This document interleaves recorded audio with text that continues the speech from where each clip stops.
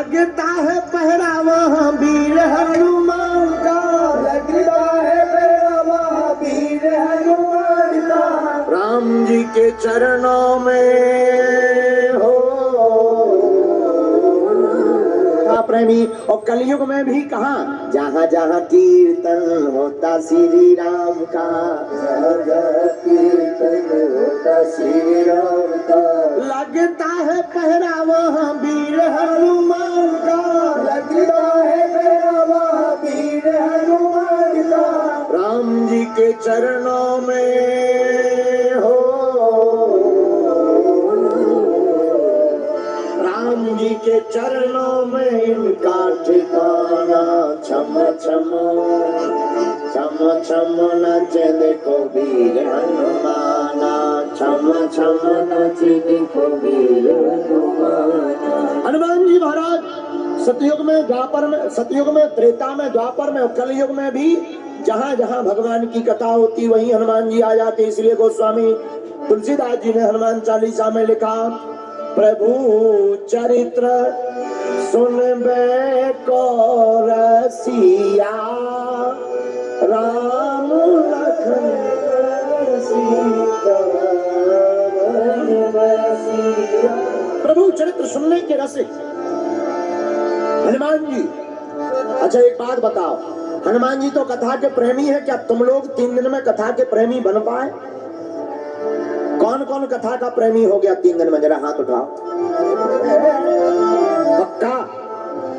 जोर से बोलो, पक्का?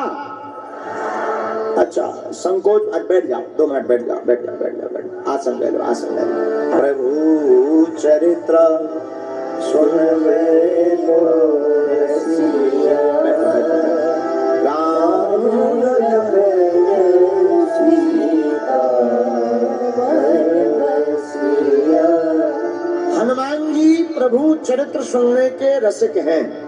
हम लोगों को भी हनुमान जी की तरह रसिक होना चाहिए, सुनना चाहिए। लेकिन हम लोगों की आदत है, पत्नी की सुन लेंगे, कथा क्यों नहीं सुनेंगे? बोलो सीताराम, जोर से बोलो, और जोर से बोलो। घर वाली की सुन लेंगे लेकिन कथा की नहीं सुनेंगे। घर वाली की सुनना, कई बार लोग कहते गुरु जी मजबूरी हो जाती है। अरे भाई ऐसी भी मजबूरी क्या? कई लोग तो पत्नी के चक्कर में ही कथा में आते। हाँ, पत्नी वरना कह देती है आज से खाना पीना बंद, नहीं तो चलो हमारे साथ कथा। तो कई लोग तो पत्नी के चक्कर में ही कथा में आते हैं।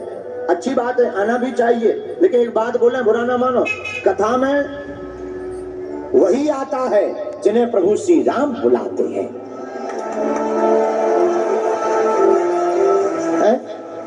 सब नहीं आ पाते। अच्छा विचार करो, सब लोग आने लगे तो सबका कल्याण ना हो जाए, और सबका कल्याण हो जाए तो नरक की दुकान बंद हो जाएगी। सबका कल्याण हो जाएगा, नरक की दुकान बंद हो जाएगी। नरक की दुकान बंद ना हो इसलिए सब कथा में नहीं आते। कौन आते? जिन्हें प्रभु श्री राम बुलाते हैं वो प्रभु की कथा में दौड़े चले आते हैं। और मेरे परवड़ी के पागलों, तुम उन्हीं में से एक हो जिन्हें प्रभु श्री राम ने चुन करके तुम्हें कथा में बुलाया है। बोलो सीताराम। अच्छा प्रभु ने चुना, तुम यहाँ आ गए। अब एक काम करो, तुम एक निर्णय लो, तुम प्रभु को चाहते हो या प्रभु से चाहते हो? आप प्रभु को चाहते हो या प्रभु से चाहते हो? और अगर तुम प्रभु को चाहते हो तो प्रभु से क्या चाहते हो? प्रभु को चाहकर जो प्रभु से चाहते हैं उनको सिर्फ यही चाहना चाहिए कि प्रभु से प्रभु को ही चाहना चाहिए। है? प्रभु को है? अच्छा तो निर्णय करो, आप प्रभु को चाहते या प्रभु से चाहते? प्रभु को अगर चाहते हो तो प्रभु से यही चाहना चाहिए कि प्रभु को चाहना चाहिए। क्यों? जो राम से राम को मांगता है उसी का नाम दुनिया में होता है। कथा में मांगो क्या? कथा में ये, अच्छा हम लोग भी इतने बदमाश लोग हैं, हनुमान जी बचाएं। 3 रुपए का दूध शिवलिंग पर चढ़ाएंगे और 1 करोड़ का पर्चा पकड़ा देंगे। जैसे भगवान पागल ही हो, दूध वो भी पानी डाला हुआ। ओम नमः शिवाय, ओम नमः शिवाय, मकान बन जाए, नौकरी लग जाए, बिटिया की शादी हो जाए, पत्नी सुधर जाए, के बड़े 3 रुपए का दूध। 1 करोड़ का पर्चा तुमने पकड़ा दिया। क्या भगवान पागल है क्या? है? तो फिर मांगना क्या चाहिए? हमारी मति कहती, मेरे प्रियजनों, मेरे परिवार के सदस्यों, कभी तुम्हें कथा में मांगने का मौका मिले या भगवान के द्वार पर मांगने का मौका मिले तो भगवान से भगवान को ही मांग लेना चाहिए। हनुमान जी ने राम जी से राम जी को मांग लिया, सब बानर जाने लगे, सबकी विदा हो गई। किसी ने कहा राम जी से, आप राजा बन गए, सब बानर चले गए, हनुमान जी को और विदा कर दो। अरे इन्हें घर भेजे, इनका कोई घर ही नहीं है, लेकिन फिर भी इनको कुछ दे तो दो। हनुमान जी कुछ मांगो। हनुमान जी बोले, हम आपके प्रिय हैं या नहीं? हाँ हो। तो प्रभु हमें 1 नहीं 2 वरदान चाहिए। मांगो मांगो मांगो, 2 मांगो। हनुमान जी ने राम जी के चरण पकड़कर कहा, प्रभु जब तक जन्म रहे हमारा तब तक ये आपके चरणों की सेवा हमसे दूर ना हो। कितनी अद्भुत बात।